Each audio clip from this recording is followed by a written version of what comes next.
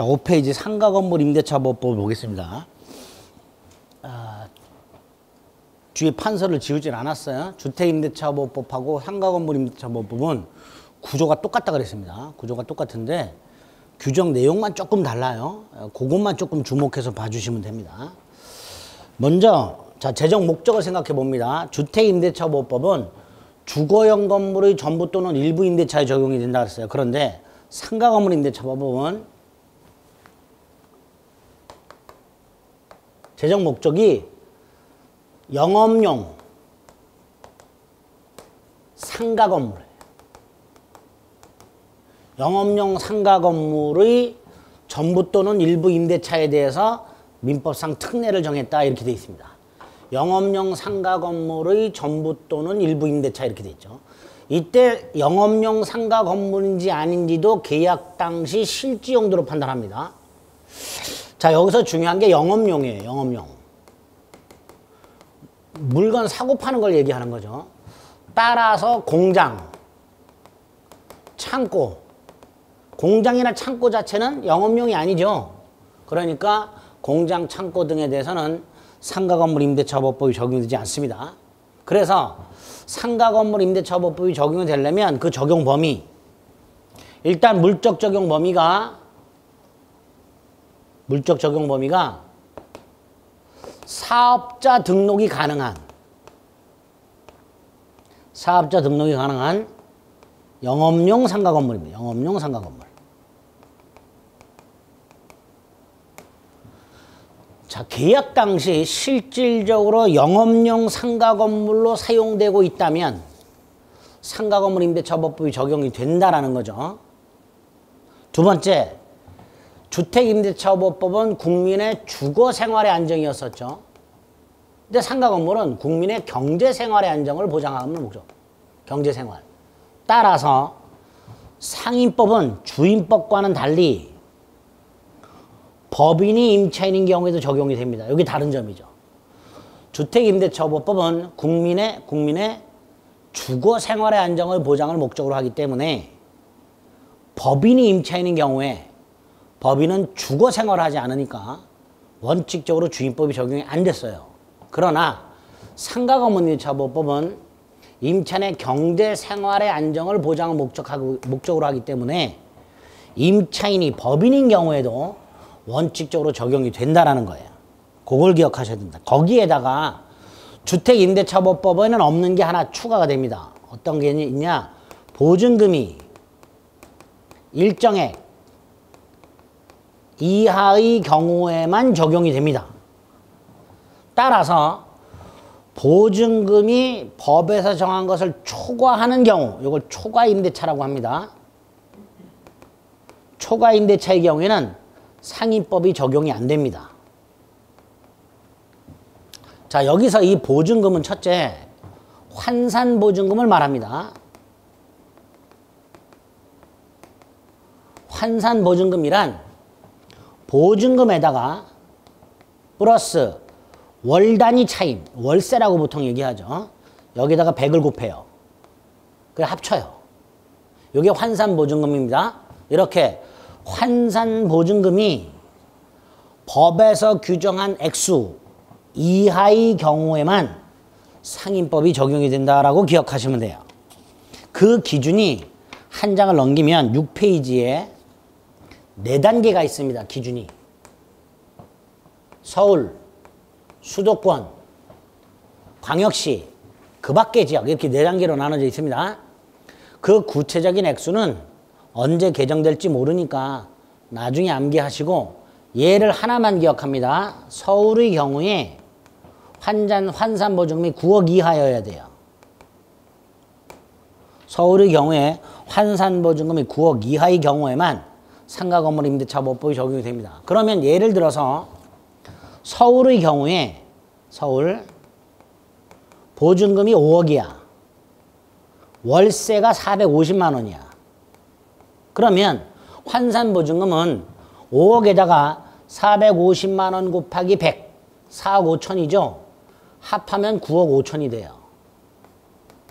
그러면 초과임대차에 해당이 되기 때문에 상가건물 임대차보법은 적용이 안 됩니다. 초과 임대차에 해당이 되기 때문에 상가 건물 임대차보험은 적용이 안 돼요. 그런데 이렇게 초과 임대차의 경우에도 예외적으로 상임법 규정의 일부는 적용이 됩니다. 상임법이 전면적으로 적용되지는 않고요. 상임법에 있는 내용 일부만 적용이 됩니다. 다시 앞 페이지로 가면 5페이지 하단에 보면 양가로 2번, 반가로 2번 상가 건물 임대차 보호법은 사업자 등록이 되는 상가 건물 임대차에 대해서 적용이 되는데 다만 대통령령이 정하는 보증 금액을 초과하는 임대차에는 적용이 안 된다. 그런데 맨 밑에 반가로 1번 예외라고 해서 6페이지 맨 위로 올라가면 다만 대항력, 계약 갱신 요구권, 권리금 회수, 표준계약서 같은 경우에는 초과 임대차의 경우에도 적용된다라고 돼 있죠. 그래서 초과 임대차의 경우에도 상가 건물 임대차 보호법 규정 중에 일부는 적용이 된다는 거, 그 일부 적용되는 걸 암기를 해 주셔야 돼요. 대항력 인정, 계약 갱신 요구권, 2기가 아니라 3기 연체 시 계약 해지, 권리금 회수, 표준계약서 작성 등에 대해서는 적용을 해준다는 거. 이렇게 구별해서 기억을 하셔야 됩니다. 그래서 정리를 하면 상가 건물 임대차 보호법은 적용이 사업자 등록이 가능한 영업용 상가 건물에 대하여 임차인이 자연인이든 법인이든 적용이 되되 보증금이 일정액 이하의 경우면 적용이 된다. 이때 보증금은 환산보증금을 적용한다.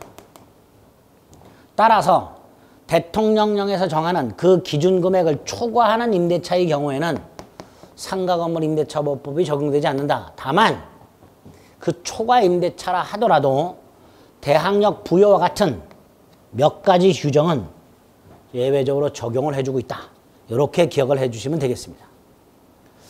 자, 이렇게 상가건물 임대차보호법이 적용이 됐을 때 첫 번째 보호장치가 대항력 부여고요. 그 대항력의 의미는 똑같습니다. 상가 건물 임차인은 신소유자에 대해서 임차권을 주장할 수 있고요. 또 하나, 상가 건물을 양수한 사람은, 상가 건물 양수인은 임대인 지위를 승계한 걸로 봐요. 따라서 상가 건물을 갑이 을에게 임대차를 한 경우 을이 대항력권을 갖추고 있다면 설령 중간에 갑이 상가 건물을 양도하더라도 그 상가 건물 양수인이 임대인 지위를 승계하기 때문에 상가 건물 임차인은 그 양수인에게 임차권을 주장할 수 있고 그 양수인이 임대인 지위를 승계하기 때문에 상가 건물 임차인은 그 양수인에게 보증금 반환을 청구할 수 있게 됩니다. 요게 대항력의 뜻이 되겠죠. 자, 요건은 뭐냐? 주택임대차는 인도 및 주민등록이었죠. 상가 건물은 인도 및 사업자 등록 신청입니다. 세무서 가서 사업자 등록을 신청을 하게 되면 대항력이 생겨요. 자, 여기서 조심하실 것은 사업자 등록을 신청만 하면 대항력이 생겨요. 사업자 등록증 교부는 요건이 아닙니다. 사업자 등록을 신청만 하면 아직 사업자 등록증을 교부하지 않았다 하더라도 신청한 다음날 0시에 대항력이 생기도록 이렇게 하고 있습니다. 그 다음에 보증금 회수. 이건 똑같아요. 일단 상가 건물 임대차가 종료되었을 때 임대인의 보증금 반환과 상가 건물 임차인의 목적물 명도는 동시행관계이면서 역시 보증금 반환 청구 소송을 제기해서 승소 확정 판결을 받아가지고 강제경매를 신청할 수 있고 강제경매 신청을 집행개시라고 하는데 집행개시할 때 상가 건물을 반환하지 않고도 경매를 신청할 수 있게 됩니다. 그리고 그 경공매 대가로부터 후순위 권리자보다 우선 변제를 받을 수 있고요. 나아가 보증금이 일정액 이하의 경우에 최우선 변제권까지 인정이 됩니다. 자, 여기서 주택임대차하고 다른 점이 요 보증금 기준도 환산보증금을 가지고 판단하는 거예요. 주택임대차는 딱 보증금만 가지고 판단하는데요. 상가 건물은 보증금을 요것도 환산보증금으로 계산하게 됩니다. 그리고 역시 기준금액이 있을 것이고 그 중에 일정액만을 우선 면제받겠죠. 그게 6페이지 하단에 있죠. 거기 또 4가지 단계가 있고요. 각각 얼마 이하 보증금 중 얼마까지 받을 수 있다라고 되어 있는데 이것도 암기는 나중에 하시고 얘만 하나 기억합니다. 서울의 경우에 보증금이 6,500만 원 이하예요. 6,500만 원 이하여야 돼요. 환산보증금이 6,500만 원 이하의 임차인의 경우에 그 중에서 2,200만 원까지를 최우선해서 배당을 받을 수 있도록 하고 있습니다. 6,500만 원 이하 중에서 2,200. 역시 상가 건물에 대한 경매 신청 등기 전까지 대항 요건만 갖추면 됩니다. 대항 요건만. 이렇게 최우선 면제권이 인정이 되고요. 임차권 등기 명령 제도도 그대로 있습니다. 상가 건물 임대차가 기간이 만료되는 등 종료되었는데 보증금을 반환받지 못한 임차인이 임차권 등기 명령을 신청할 수 있습니다. 자, 이런 임차권 등기 명령 제도를 만들어 놓은 이후 상가 건물 임차인이 기존 상가 건물의 대항력과 우선 면제권을 그대로 유지한 채 다른 곳으로 영업장을 옮길 수 있도록 하기 위해서 임차권 등기 명령 제도를 만들어 놨고요. 다시 한번 임대차가 종료됐음에도 불구하고 보증금을 반환받지 못한 상가 건물 임차인이 주택은 주택 소재지였죠. 그럼 상가 건물은 상가 건물 소재지죠. 상가 건물 소재지를 관할하는 지방법원에 임차권 등기 명령을 신청할 수 있고 역시 기각 결정에는 항고할 수 있고 인용 결정을 하게 되면 법원이 등기소에 촉탁을 해서 상가 건물 임차권이 등기가 되고 그러면 설령 다른 곳으로 사업자 등록을 옮기더라도 사업자 등록을 다른 곳으로 이전하더라도 즉 대항력권을 상실하더라도 임차권 등기에 의해서 취득한 또는 유지하고 있는 대항력과 우선 면제권을 상실하지 않게 됩니다. 대항력권을 상실하더라도 대항력과 우선 면제권을 상실하지 않는다. 이렇게 기억을 해두시면 돼요. 그러니까 내용이 주택임대차하고 거의 대동소이합니다. 그러니까 다른 경우만 주택임대차와 다른 부분만 자꾸 확인을 해 주셔야 됩니다. 그 다음에 이 존속기한 및 갱신이 주택임대차하고 또 조금씩 다르죠. 7페이지를 보면 존속기한 및 갱신이 나와 있습니다. 일단 주임법과 마찬가지로 최장기간은 규정이 없고요. 최단기간을 규정해 놨는데 이렇게 되어 있죠. 상가 건물 임대차 기간을 약정하지 않거나 1년 미만으로 정한 때는 1년으로 본다. 이렇게 해놨습니다. 1년으로 본다. 따라서 만약에 상가 건물 임대차 계약을 6개월로 정해놨다. 기간을. 6개월로 정해놨다. 그래도 1년이 되는 거예요. 그런데 이렇게 1년 미만으로 정했을 때 임차인만은 또다시 1년 미만의 기간의 유효를 주장할 수 있도록 해놨습니다. 그게 7페이지죠. 최단기간 반가로 1번 기간의 정함이 없거나 1년 미만으로 정한 상가 건물 임대차는 1년으로 본다. 다만 임차인은 1년 미만으로 정한 기간에 유효함을 주장할 수 있다. 임차인만.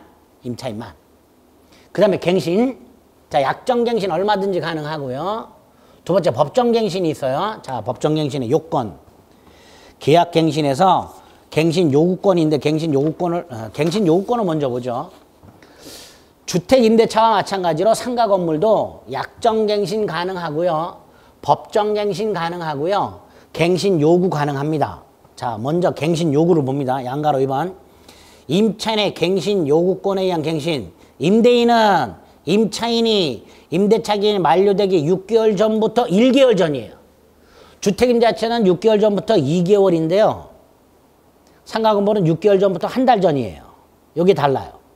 기간이 만료되기 6개월 전부터 1개월 전 사이에 임차인이 임대인에게 갱신을 요구했을 때 임대인은 정당한 사유가 있으면 거절할 수 있다. 정당한 사유가 없으면 거절할 수 없다. 이렇게 돼요. 똑같아요. 자, 여기서 갱신 요구를 거절할 수 있는 정당한 사유. 주택임대차는 9가지인데 상가 건물은 8가지죠. 8호가 없지요. 거기 박스를 보면 1호부터 8호까지밖에 없죠. 주택에는 하나가 더 있었죠. 임대인이 목적주택에 실거주하는 경우 거절할 수 있었는데 상가 건물에는 그게 없어요. 또 하나 1호를 보면 2기가 아니라 3기라고 돼 있어요. 주택임대차는 3기, 2기 연체 시 거절할 수 있는데 상가 건물은 3기 연체 시 거절할 수 있습니다. 요게 다르죠.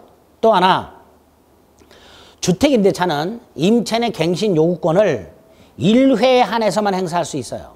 그런데 상가 건물은 횟수를 제한하지 않고요. 전체 임대차 기간이 10년을 초과하지 않는 범위 내에서만 행사할 수 있어요. 결국 상가 건물의 경우에는 갱신 요구권에 의하여 확보할 수 있는 최대 기간이 10년이 되는 거예요. 그래서 전체 임대차 기간이 10년을 넘어버리면 더 이상 갱신 요구권은 행사할 수가 없습니다. 정확하게 구별하세요. 주택임대차는 1회에 한해서만 행사할 수 있다. 상가 건물은 횟수가 아니라 기간을 제한하고 있어요. 전체 상가 건물의 기간이 10년을 초과하지 않는 범위 내에서만 행사할 수 있습니다. 자, 상가 건물의 임차인이 갱신 요구를 했는데 임대인이 정당한 사유가 없어요. 그래서 거절을 못했어. 그럼 갱신이 되겠죠? 자, 그 갱신했을 때 효과. 반가로 3번에 동그라미 1번. 갱신되는 임대차는 전임대차와 동일 조건으로 갱신한 것으로 본다. 단, 차임이 보증금만은 100분의 5 범위 내에서 증감할 수 있다. 주택임대차는 20분의 1, 상가건물임대차는 100분의 5. 똑같이 20%예요. 5%죠. 5%. 20분의 1, 100분의 5 다 5%인데요. 5%라고 안 돼 있고 주택임대차는 20분의 1, 상가건물임대차는 100분의 5라고 돼 있습니다. 그 다음 이게 적용이 안 됩니다. 기간도 동일합니다. 기간도 전임대차와 동일합니다. 주택임대차는 2년으로 본다 그랬죠. 갱신 요구. 그러나 상가 건물은 1년으로 본다가 아니고요. 전임대차와 동일해요. 기간이. 여기요. 주택임대차는 갱신 요구에서 갱신됐을 때 기간은 2년으로 본다 이렇게 되어 있는데 상가 건물은 갱신 요구에서 갱신됐을 때 기간은 1년으로 본다 아닙니다. 기간은 전임대차와 동일합니다. 요거 조심하셔야 됩니다.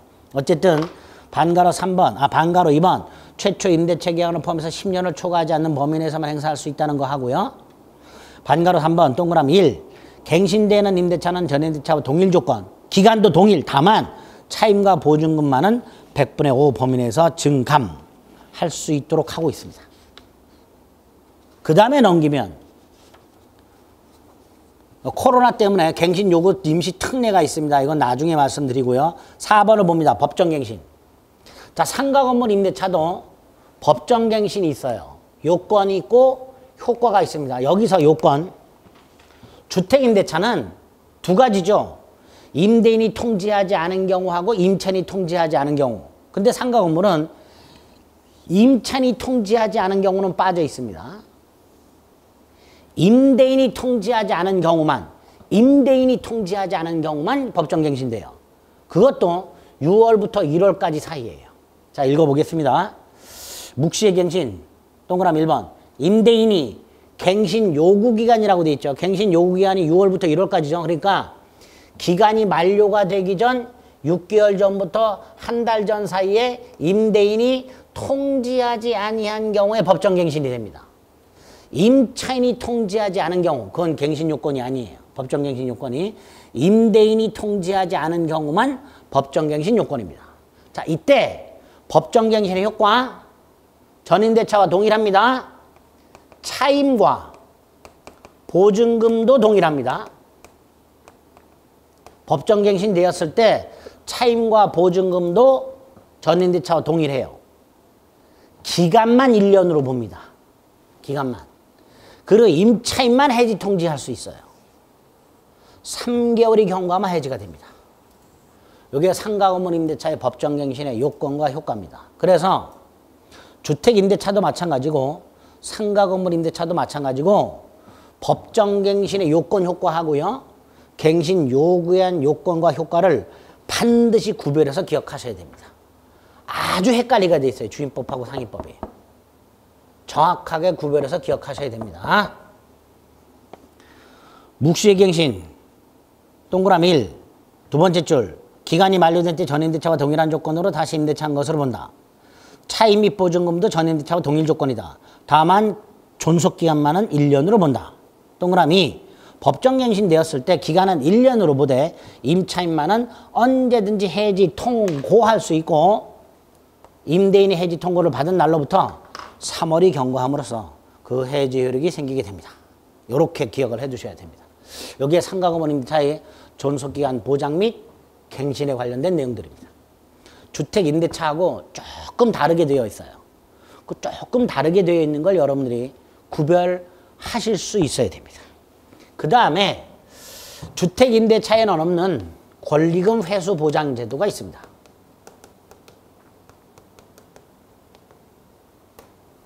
상가 건물 임차인이 신규 임차인이 되려는 자, 상가 건물이 있어요. 을에게 상가 건물을 임대합니다.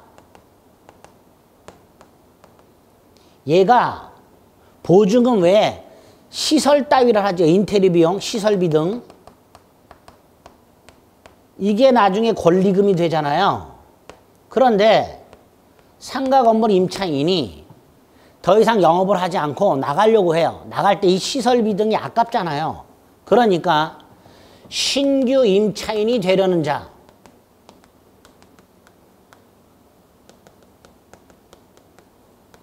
신규 임차인이 되려는 자로부터 권리금을 회수하는 관행이 있죠. 이 권리금의 개념이 그렇게 돼 있어요. 권리금의 의의를 보면 임대차 목적물이 상가 건물에서 영업을 하는 자가 유무형의 재산적 가치의 양도 또는 이용 대가로서 임대인, 임차인에게 보증금 차임 이외에 지급하는 금전 등의 대가를 권리금이라고 해요. 그런데 그 중에서 권리금 계약이라는 것은 신규 임차인이 되려는 자가 기존 임차인에게 지급하기로 하는 계약을 말합니다. 이게 권리금 계약이에요. 그래서 상가 건물 임대차에서 말하는 권리금의 개념과 권리금의 계약의 개념 자체가 조금 달라요. 상가 건물 임대차에서 말하는 권리금은 임차인 또는 임차인이 되려는 자가 임대인 또는 기존 임차인에게 지급하려는 금전 기타 유가물, 이게 권리금이에요. 그런데 권리금 계약은 그 중에서 신규 임차인이 되려는 자가 기존 임차인에게 지급하기로 하는 계약을 권리금 계약이라고 하게 됩니다. 권리금의 개념과 권리금 계약의 개념이 조금 다르죠. 그 다음에 3번. 그때 권리금 회수 보호라는 건 이렇게 기존의 임차인이 새로 임차인이 되려는 자로부터 권리금을 받기로 했는데 그거를 임대인이 방해하는 걸 금지하고 있어요. 방해 금지. 이게 권리금 회수 보장이에요. 권리금, 상가건물 임대차보호법에서 말하는 권리금 회수 보장이란 기존의 상가건물 임차인이 신규 임차인이 되려는 자로부터 권리금 지급받는 것을 임대인이 방해하지 말아라. 이게 회수 보장이에요. 자, 이때 이 방해를 임대차 기간이 끝나기 종료 6개월 전부터 끝날 때까지 6달 동안 방해하면 안 되는 거예요. 기간도 제한을 해놨어요. 임대인이 요 6달 동안 방해하는 걸 금지하고 있습니다. 그러니까 7달 전에 방해하는 건 방해가 아니죠. 다시 한번 읽어볼게요. 양가로 3번에 8페이지 반가로 1번. 임대인은 임대차 기간이 끝나기 6개월 전부터 임대차 종료 시까지 다음 어느 하나의 행위를 했다. 요게 방해 행위예요. 어느 하나에 해당하는 행위를 함으로써 권리금 계약에 따라, 권리금 계약이 뭐였죠? 신규 임차인이 되려는 자가 기존 임차인에게 권리금을 주기로 하는 계약, 이게 권리금 계약이었죠. 그 권리금 계약에 따라 기존의 임차인이 신규 임차인이 되려는 자로부터 권리금을 지급받는 것을 방해하지 마라, 이렇게 해놨어요. 자, 여기서 그 방해 행위, 6달부터 만료 시까지, 임대차가 끝날 때까지 해서는 안 되는 방해 행위. 그게 네 가지가 규정이 되어 있는 거예요. 동그라미 1번. 신규 임차인이 되려는 자에게 임대인이 나한테 권리금을 달라고 요구하거나 또는 신규 임차인이 되려는 자로부터 임대인이 권리금을 지급받는 행위. 그 다음에 2번. 신규 임차인이 되려는 자로 하여금 기존 임차인에게 권리금 지급을 하지 못하게 하는 행위. 3번.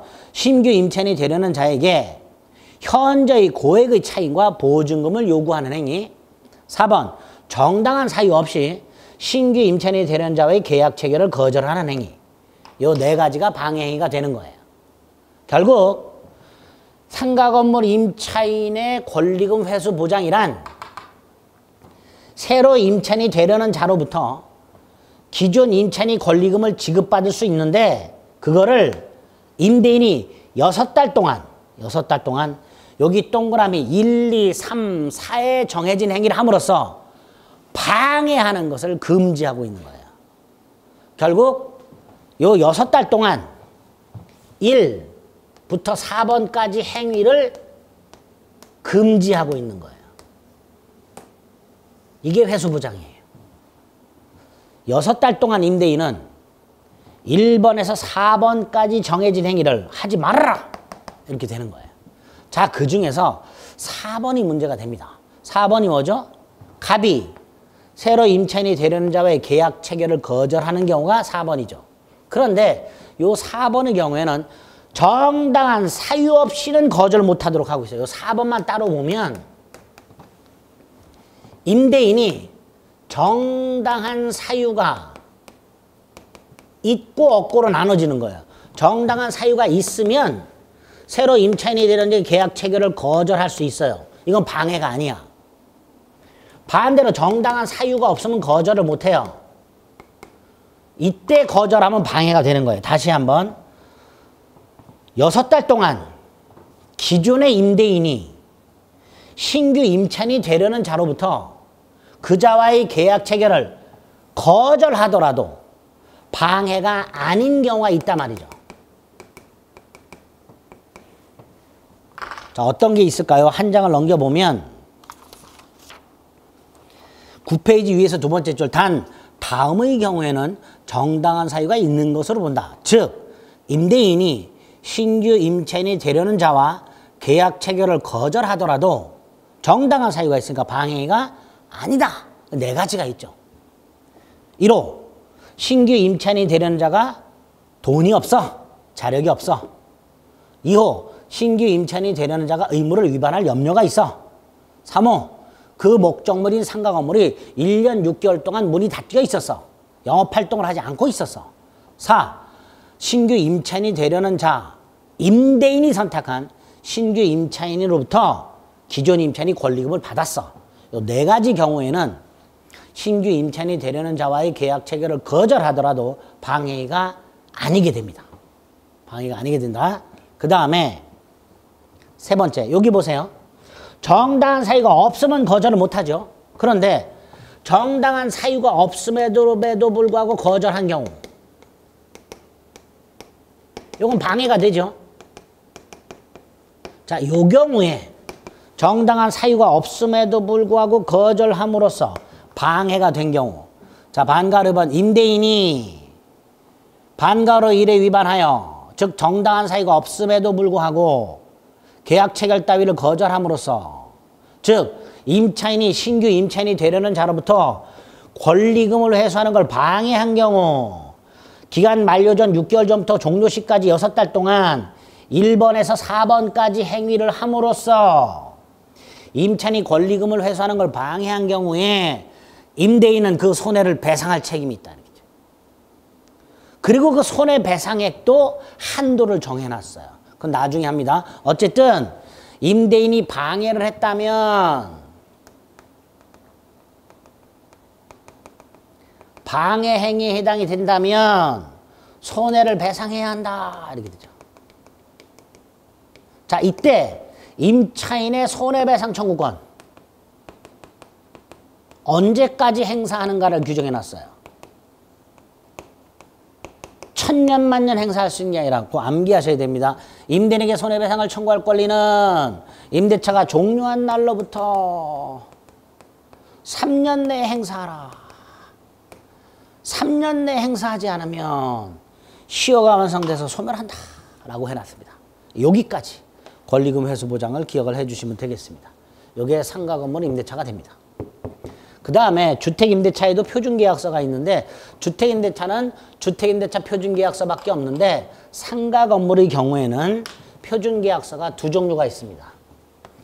상가 건물 임대차 표준계약서가 하나 있고요. 권리금 표준계약서가 있습니다. 먼저 표준권리금 계약서는 국토교통부 장관이 법무부 장관과 협의를 거쳐서 표준권리금 계약서를 정하여 사용을 권장하도록 돼 있죠. 그러니까 국토교통부 장관이에요. 작성 주체는. 국장이 작성 주체예요. 다만 법무부 장관하고 협의를 거치도록 하고 있습니다. 이게 표준권리금 계약서예요. 반면에 상가 건물 임대차 계약서는 법무부 장관이 작성 주체입니다. 그리고 국장과 협의를 거치도록 하고 있어요. 반대로 돼 있죠. 정확하게 구별하세요. 표준권리금 계약서는 국토교통부 장관이 작성 주체이고 법무부 장관과 협의를 거치도록 하고 있으며 상가 건물 임대차 계약서는 법무부 장관이 작성 주체고 국토교통부 장관과의 협의를 거치도록 하고 있다는 거 이렇게 구별을 해서 그 사용을 권장할 수 있도록 되어 있다는 거 이렇게 두 가지를 나눠서 표준계약서를 기억하시면 되겠습니다. 이게 상가 건물 임대차와 관련된 내용이에요. 그래서 주택임대차보법하고 내용이 대동소이하죠. 내용이 대동소이한데 다른 점들이 있었어요. 조금씩 그거를 구별해서 기억을 좀 해주셔야 됩니다.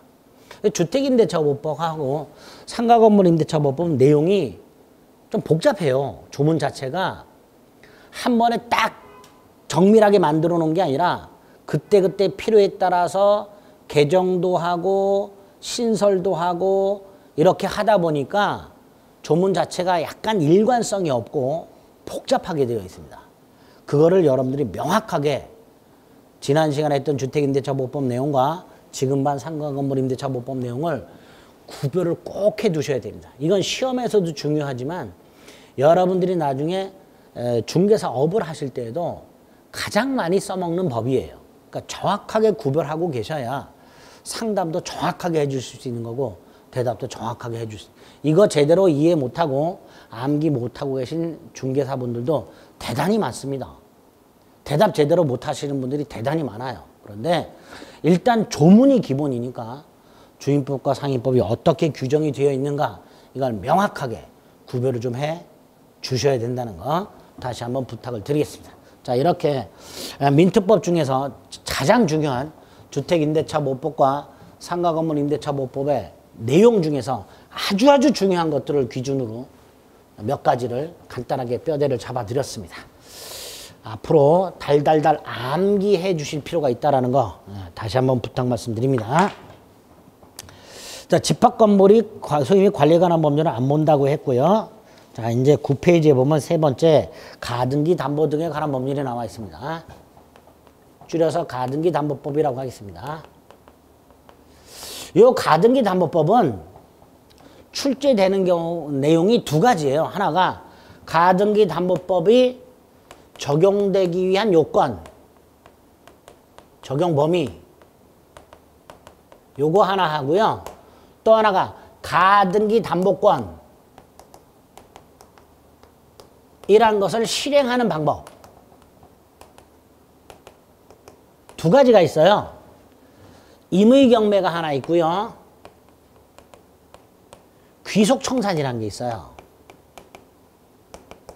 요 귀속청산과 관련된 내용이 가등기 담보법 출제 내용의 80% 이상을 차지합니다. 가등기 담보법 문제는 거의 요 귀속청산 절차에 관련된 문제다. 이렇게 생각을 하시면 돼요. 자, 그럼 먼저 가등기 담보법의 적용 요건, 적용 범위.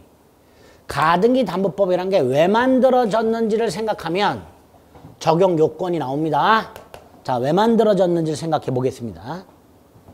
갑이라는 자가 을로부터 1억을 빌려요. 돈을 빌려주는 걸 소비대차 계약이다 이렇게 말씀드렸어요. 저당권에서 말씀드렸습니다. 돈 빌리는 계약, 소비대차 계약. 자, 을이 갑에게 1억을 빌려줍니다. 그리고 갑이 담보를 제공합니다. 예컨대 101호 아파트를 담보로 제공해요. 그러면 보통 은행의 경우에는요, 저당권을 설정한다 그랬죠. 우리가 물권에서 봤죠. 저당권. 저당권은 기능이 뭐였죠? 채무자 갑이 돈을 갚지 않으면 저당권자는 그 목적물을 경매를 넣어서 경매대가로부터 채권을 회수한다 그랬어요. 그렇죠? 그런데 이 경매 절차가 시간도 오래 걸리고요. 몇 번 유찰이 돼버리면 자신이 빌려준 돈을 다 회수 못하는 경우도 생겨요. 그러니까 일반인들 경우에는 저당권을 설정하지 않는 경우가 많습니다. 대신 이렇게 합니다. 을이 갑에게 1억을 빌려주고 갑이 담보물을 제공하면서 이렇게 약속을 해요.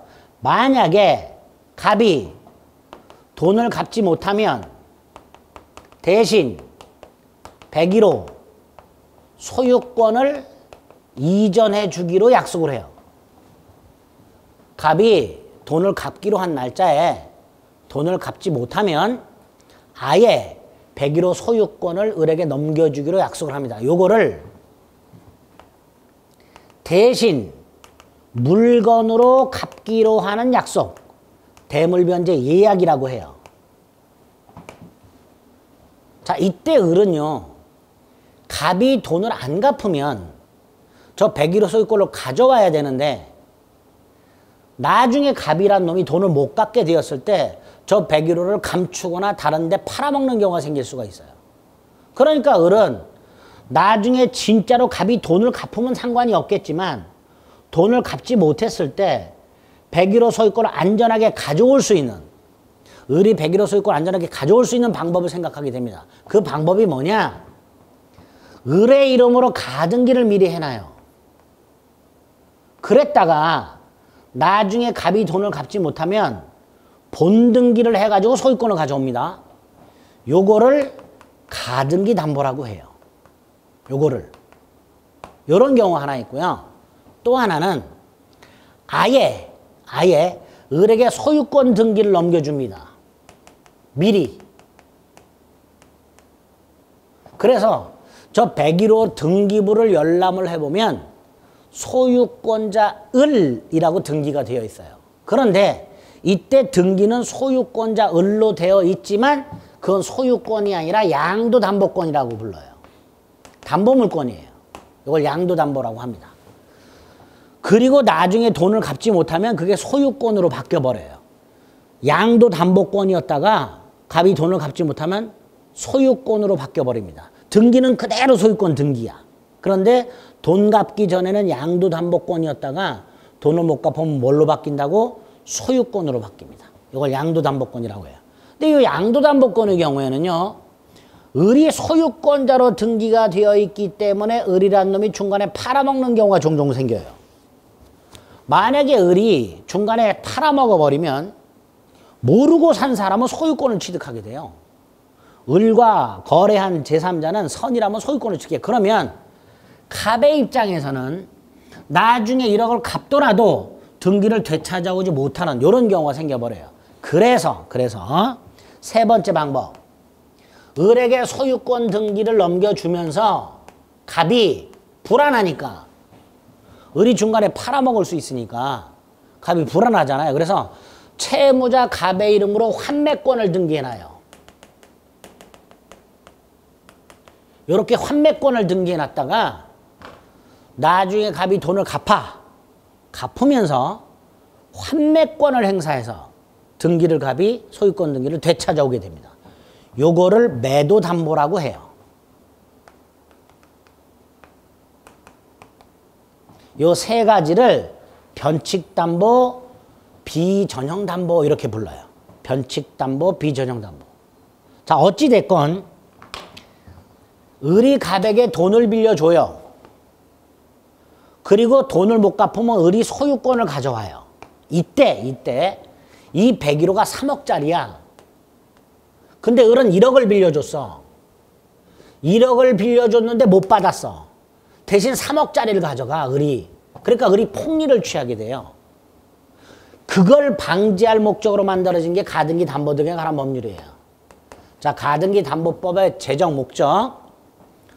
소비대차 계약을 하면서 변제할 때 변제를 못하면 다른 재산권을 이전해 주기로 약속을 하고 채권자 이름으로 가등기나 소유권 등기가 되어 있는데 그 채권자 을에 폭리를 취하는 걸 방지할 목적으로 제정된 법이 가등기 담보 등에 관한 법률이다. 이렇게 생각하시면 돼요. 따라서 가등기 담보법이 적용이 되려면 요건이 하나 더 들어가요. 요 예약을 할 당시에, 예약 당시에 목적물의 가액이 을이 빌려준 돈 원본 1억 플러스 변제기까지 이자를 계산해서 그거를 초과하는 경우에 적용이 돼요. 만약에 을이 3억을 빌려주고 갑이 돈을 못 갚으면 2억짜리 아파트를 을이 가져오기로 했다. 이럴 때는 을이 폭리를 취할 여지가 없으니까 가등기 담보 등에 관한 법률이 적용이 안 됩니다.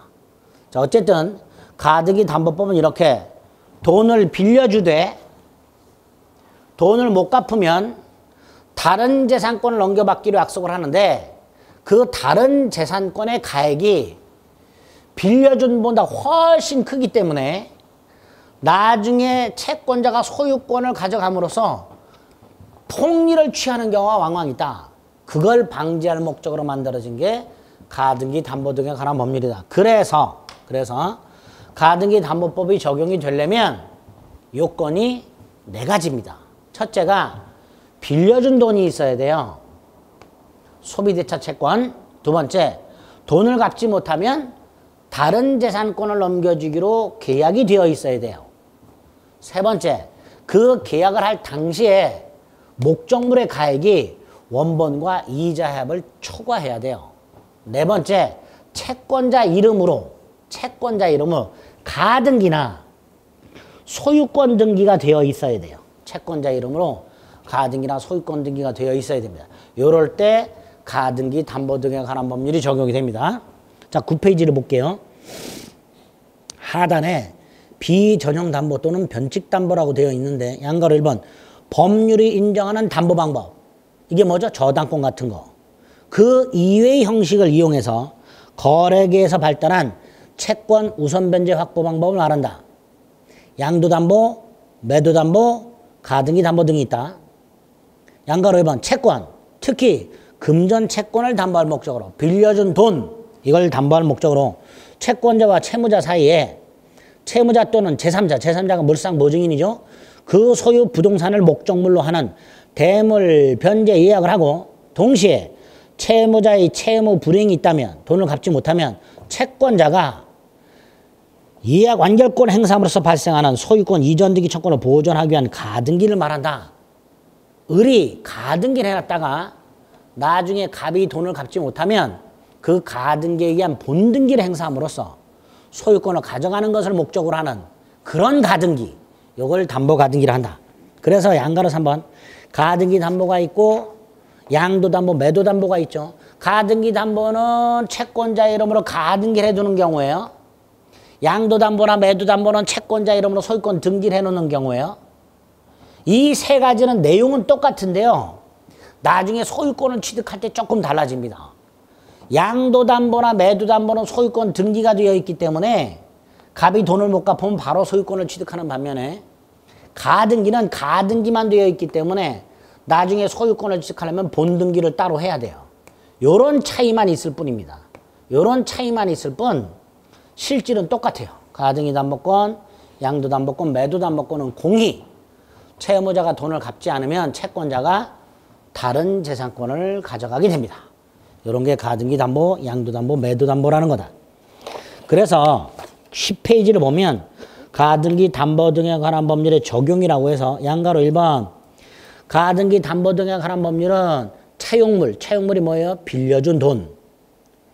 빌려준 돈 반환에 관해서 차주, 즉 돈을 빌린 사람이 빌린 돈을 대신해서 다른 재산권을 이전할 것을 약속하고 그 약속을 할 때 그 재산의 가액이 차용액, 빌린 돈, 이게 원본이죠. 원본과 그 원본에 붙인 이자를 합산한 액수를 초과하는 경우에 그 담보계약과 그 담보 목적으로 맞춰진 채권자의 이름의 가등기 또는 소유권 이전 등기의 효력을 정하는 것을 목적으로 한다. 이게 가등기 담보법의 목적이 되는 거예요. 그래서 가등기 담보법의 목적은 가장 핵심이 폭리방지입니다. 채권자의 폭리방지. 그래서 그 목적과 관련해서 4가지 적용요건이 나오는 거예요. 정리합니다. 다시. 가등기 담보 등에 관한 법률이 적용이 되려면 첫째, 차용물, 빌려준 돈이 있어야 된다. 매매대금 안 된다. 유류대금 안 된다. 공사대금 안 된다. 빌려준 돈, 소비대차 채권이 있어야 된다. 두 번째, 채무자가 채무를 이행하지 못하면 다른 재산권을 이전해주는 약속을 해야 된다. 대물변제 예약. 그 약속을 할 당시의 목적물의 가액이 차용액 및 이자의 합을 초과하고 있어야 된다. 그리고 채권자 이름으로 가등기나 소유권 이전 등기가 되어 있어야 한다. 이게 요건이 됩니다. 그래서 그 양가넓은 가등기 담보법의 목적과 양가넓은 적용 요건, 그 목적을 풀어놓은 게 적용 요건이에요. 자, 10페이지 가운데 가등기 담보 등에 관한 법률의 적용 요건. 방가를 1번 채권이 존재해야 되는데 이 채권은 빌려준 돈이어야 한다. 그래서 매매대금 채권을 담보할 목적으로 공사대금 채권을 담보할 목적으로 가등기를 해놨다. 가등기 담보법은 적용되지 않는다. 반가로 2번 돈을 못 갚았을 때 다른 권리를 채권자에게 이전한다는 약속을 해야 된다. 3번 그 약속 당시의 목적물 가액이 원본과 이자 합을 초과해야 된다. 4번 채권자 이름으로 가등기나 소유권 이전 등기가 되어 있어야 한다. 이렇게 되겠죠. 이게 가등기 담보 등에 관한 법률의 적용 요건이 되는 겁니다. 정확하게 암기를 해두셔야 돼요. 요거 가지고 나중에 간혹 다음 중 가등기 담보 등에 관한 법률이 적용되는 것은 적용되지 않는 것은 이런 지문이 나오게 됩니다. 그거를 요 4개 가지고 판단할 수 있어야 됩니다. 문제풀이 할 때 요 4개 가지고 가등기 담보법이 적용되는가 안 되는가를 판단하게 됩니다. 자, 두 번째, 가등기 담보권 실행이라고 해서 실제로 갑이 돈을 갚지 않아요. 그럼 을은 이 가등기 담보권 따위를 행사해서 자신의 채권을 회수해야 되겠죠. 그 회수하는 방법이 2가지입니다. 하나가 임의경매예요. 자, 가등기 담보권 따위는 가등기 담보법에 의하면 저당권하고 비슷하다라고 생각하시면 돼요. 일단. 그래서 가등기 담보권자는 나중에 갑이 돈을 갚지 않으면 목적물을 임의경매에 넣어서 그 목적물 경매대가로부터 후순위 권리자보다 자신의 채권을 우선 변제받을 수 있도록 해놨습니다. 그래서 목적물이 만약에 경매가 되면 가등기 담보권은 저당권으로 봐요.